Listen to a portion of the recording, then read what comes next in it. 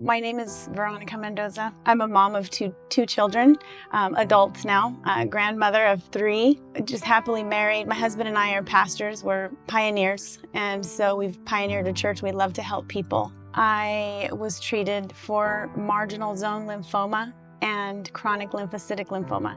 So both of those are chronic blood diseases. Before diagnosis, I suffered for many years, 21 years of chronic headaches. They were severe migraines, pain all over my body, not ever really knowing what to pin it on or what it was. After some time, I began to notice some lumps on the back of my neck, and they continued to grow. And so I went to the doctor to get those checked out, and after a lot of testing, they told me that I looked great on paper, and they couldn't find out what was wrong with me. So it took me 3 years to be diagnosed.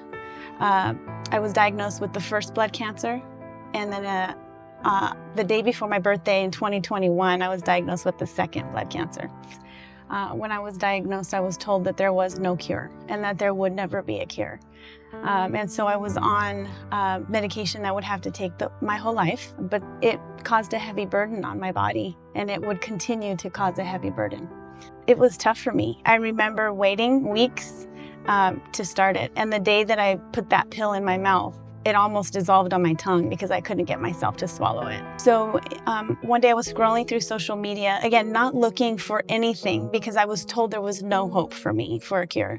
I was scrolling through, and someone who I did not know had asked a question. She had just been diagnosed with stage 4 cancer and had asked if anyone had any suggestions for alternative care. And I clicked on the comments, and one of the comments, there was a woman saying, "I know this is not for everyone, but I went to Envita Medical Center in Scottsdale, Arizona, and I'm healed 4 years cancer-free." And so I immediately clicked on that link, and I looked at the website, and I read a few things. I watched a few of the videos. It was a beautiful thing, almost a miracle for me in that very moment to find something like Envita. And so I continued to think about it and pray about it. I kept it inside for a couple of weeks. I hadn't even asked my husband if we could drive here. But one day we were on a drive, and I said, I wanted to run something by you. And so we talked a little about it and decided, you know what, let's not make a decision. Let's drive to Scottsdale and let's have a consultation. And from there we can decide, we can pray about it and decide. And so made the appointment with the doctor, came to see him. He spent nearly 3 hours with us explaining what was wrong with me and how he felt that there could be healing possible, permanent healing possible for me. One of the things that I think is miraculous about the way that Envita works is that the testing is so much more elaborate than just finding out what kind of cancer you have. And they test you so often that nothing goes missed. As far as the care that I received there, unlike anything I knew existed.